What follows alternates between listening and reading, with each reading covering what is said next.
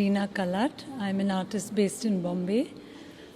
Interestingly, I started working with the rubber stamp some 10 years ago when I visited several Buddhist sites in Sri Lanka.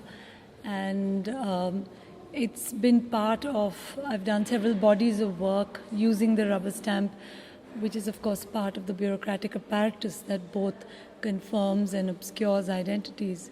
And a lot of the work that I make has to do with whether they're names of people who've gone missing, addresses of monuments that have gone missing. There is that element of loss of memory. And in this case, it's a text by a French novelist called Marcel Proust, which says a change in weather is sufficient to recreate the world and ourselves. And here I use salt to create the text, which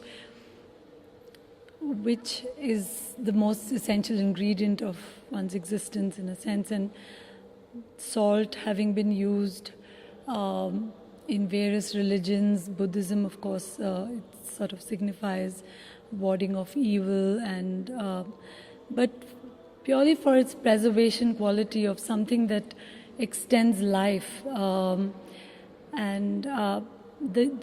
Because this is ephemeral, and I've been doing the impression at various sites in and around the temple, it's been wonderful to have people come, pick up some salt, a pinch of salt, and they carry their own associations, whether it's to do with Gandhi's Salt March, or people coming up to me and talking about how in Christianity, in Hebrew, salt is known for